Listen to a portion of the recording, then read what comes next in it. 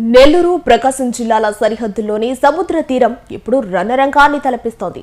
తమ కడుపు కొడుతున్న తమిళనాడు వేటగాళ్లపై యుద్ధం ప్రకటించి ప్రాణాలకు తెగించి పట్టుకున్న బోట్లను సొంత మనుషులే కుమ్మక్కై విడిచిపెట్టడం మత్స్యకార సమాజంలో దావాగ్నిని రగిల్చింది.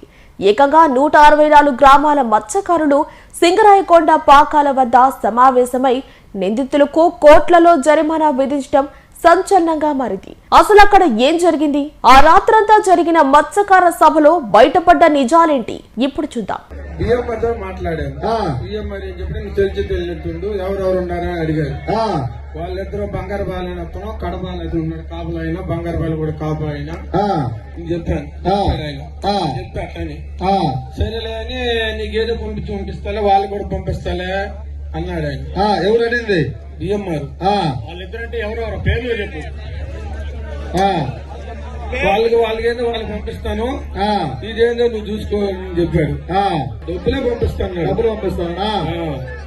10 లక్షలు పంపిస్తాను డబ్బులు. తమిళనాడు కడలూరుకు చెందిన హై స్పీడ్ బోట్లు నిబంధనలకు విరుద్ధంగా 14 నాటికల్ మైళ్ల లోపలికి చొరబడి స్థానిక జాలర్ల వలలను తెంచేస్తూ ఏళ్ల తరబడి వేట సాగిస్తున్నాయి. ఈ అక్రమ వేటను అడ్డుకునేందుకు గత నెలలో స్థానిక మత్స్యకారులు తమ ప్రాణాలను పరంగా పెట్టి 4 బోట్లను పట్టుకున్నారు. వాటిని జువ్వలదినే హార్బర్లో భద్రపరిచి నమ్మకంతో తాళాలను ఇసుకపాలెం పెద్దకాపు తోటయ్యకు అప్పగించారు. కానీ ఆ నమ్మకాన్ని తోటయ్య వమ్ము చేశారు.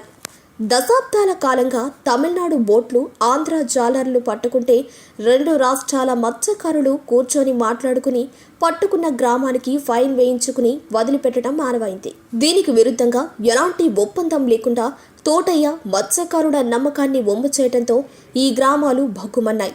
గత రాత్రి తెల్లవాదులు పాకాలలో 164 గ్రామాల మత్స్యకారుల సమావేశం నిర్వహించారు. పోలీస్ బందోబస్తు వద్దని చెప్పి చేత కర్రలు పట్టిన జాలర్లే స్వయంగా వాలంటీర్లుగా మారి పహారా కాశారు. ఈ విచారణలో తోటయ్య బయట పెట్టిన నిజాలు అందరినీ షాక్కు గురై చేశాయి. ఎంపీ బీదా మస్తాన్రావు తనకు ఫోన్ చేసి బోట్లను విడిపించమన్నారని, అందుకు ప్రతిఫలంగా 10 లక్షల రూపాయలు ఇచ్చారని తోటయ్య సంచలన వాంగ్మూలం ఇచ్చారు. ఇంతకు ముందు బిఎంఆర్ ఒక మాట అన్నాడు.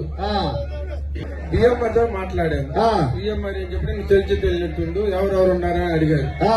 వాళ్ళిద్దరూ బంగారు బాలైన అతను కడబాలు అయితే ఉన్నాడు. కాపులు అయినా బంగారు బాలు కూడా కాపు అయినా చెప్పాను. చెప్పాను సరేలే అని నీకేదో పంపిస్తాలే వాళ్ళు కూడా పంపిస్తాలే అన్నాడు ఆయన. ఎవరు అడిగింది? బిఎంఆర్. వాళ్ళిద్దరంటే ఎవరెవరు పేర్లు చెప్పు. వాళ్ళకి వాళ్ళు పంపిస్తాను, ఇదేందో నువ్వు చూసుకోవాలని చెప్పాడు. డబ్బులే పంపిస్తాను. 10 లక్షలు పంపిస్తాను డబ్బులు. ఈ క్రమంలో సభను రద్దు చేయడానికి ప్రయత్నించిన బిఎంఆర్ అనుచరులను మత్స్యకారులు ఉతికి ఆరేసి స్థానిక ఆలయంలో కట్టేసి తమ నిరసనను చాటారు. కుట్రకు సహకరించిన నిందితులకు మత్స్యకార పెద్దలు ఏకంగా 5 కోట్ల రూపాయల జరిమానా విధించారు. అయితే 1.5 కోట్ల నగదుతో పాటు 2 కొత్త బోట్లు కొనిస్తామని నిందితులు బేరసారాలకు దిగారు. దీనికి మత్స్యకారులు ససేమేరా అనడంతో తీవ్ర ఉద్రిక్తత నెలకొంది. 2.5 కోట్లు మాత్రమే ఇస్తామని నిందితులు పట్టుబట్టడంతో ఎలాంటి స్పష్టమైన పరిష్కారం లేకుండానే పంచాయతీ ముగిసింది. వ్యవస్థల వైఫల్యం, రాజకీయ నేతల జోక్యంపై మత్స్యకారులు ఇప్పుడు విప్లవ బాట పట్టారు. కేవలం విమర్శలతో సరిపెట్టకుండా నిందితులను నడిరోడ్డుపై నిలదీస్తూ సాగుతున్న ఈ పోరాటం ప్రభుత్వానికి పెను సవాల్గా మారింది. తదుపరి భేటీలో ఈ వివాదం ఎలాంటి మలుపు తిరుగుతోందో చూడాలి. ఫోన్ చేసినప్పుడు బోర్డు పక్కన తీయాలా, లోకేష్ వస్తున్నాడు పక్కన తీయాలా బోట్లు అని చెప్పాడు. చెప్తే నేను పాతపాలెం కాపు ఫోన్ చేశా. ఫోన్ చేస్తే ఆయన చేనులో ఉన్నాడంట.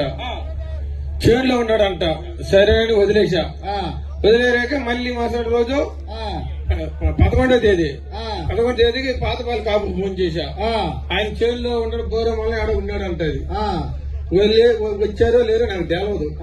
అంతలేక మళ్ళీ తాకిట్ల వాళ్ళు జాలరెడ్డికి ఫోన్ చేశా. అలా బంగారుపాలెకి ఫోన్ చేశా. సీఏ వస్తున్నాడు, సీఏ వస్తే బోర్డు పక్కన తీయాలంట, తర్వాత పెట్టుకోవాలి సీఏ వస్తున్నాడు అని చెప్పారు. సరేలేని నేను ఆయనకు ఫోన్ చేశా. ఆయన ఫోన్ చేసాక ఆయన పోయి నలుగురు పోయి ఎత్తారంట బోటు. ఎత్తారంట నలుగురు ఎత్తాము బోటు. పిల్లకాయల ఖర్చులకి మందులు కావాలా, 3,000 4,000 వేయి అన్నాడు ఆయన. నాకు అకౌంట్ లో లేదు, వేస్తా అన్నాను. అకౌంట్ లేదు, వేస్తా అన్నాను నేను. సరేలే అన్నాడు. సరే మళ్ళీ ఆయనే ఫోన్ చేశాడు. ఫోన్ చేసి అది 13వ తేదీ కాదు, 13వ తేదీ 12వ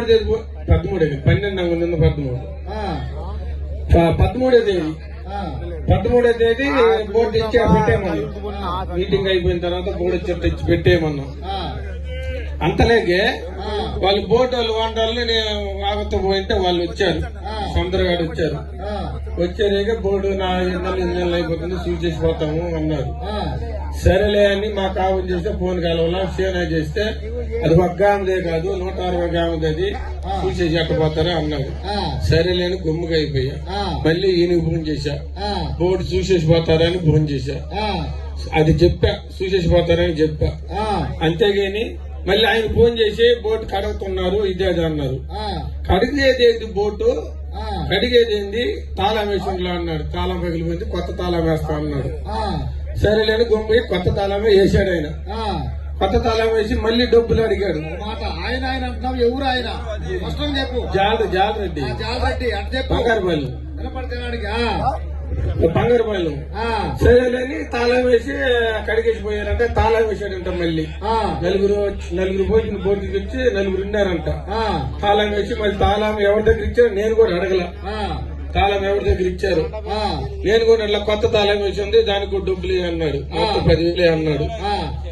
10,000 ఆయన అకౌంట్ లో లేదు. ఆయనకు కూడా జీతం ఆయనకు కూడా చేయలేదు. నేను ఆయనకు కూడా జీతానికి ఆయన కూడా అడుగుతా ఉన్నాడు, ఆయన కూడా చేయలేదు. ఆ మాట చెప్తా. ఇంతకుముందు ఇది ఆడ జరిగింది. ఇంతకుముందు పిఎంఆర్ ఒక మాట అన్నాడు.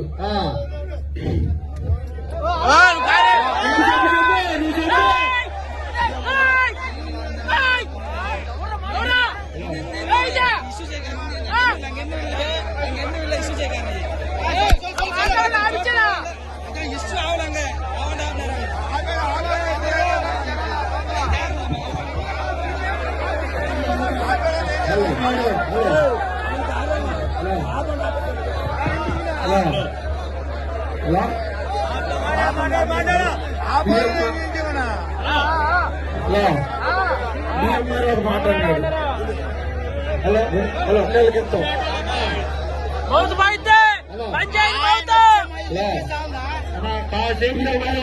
మాట్లాడతాడు. 2 నెలల క్రితం కాకపోతే తెలిసి తెలియనట్టుండు. ఇది ఎంత కొంత పంపిస్తా.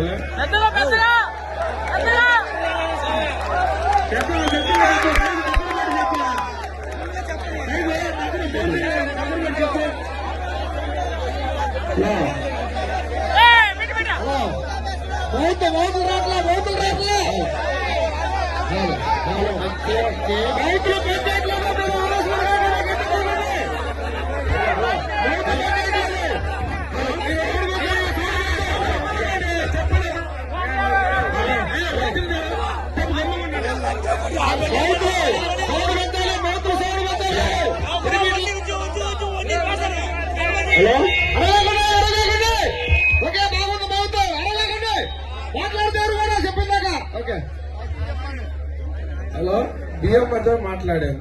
బిఎంఆర్ ఏం చెప్పి నువ్వు తెలియనట్టుండు, ఎవరెవరు ఉన్నారని అడిగారు. వాళ్ళిద్దరూ బంగారు బాలని వస్తున్నాం, కడప అనేది ఉన్నాడు కాపు అయినా, బంగారు బాలు కూడా కాపు అయినా చెప్పాను. చెప్పా అట్లని. సరేలే అని నీకేదో పంపిస్తాలే, వాళ్ళు కూడా పంపిస్తాలే అన్నాడు ఆయన. ఎవరు అడిగింది?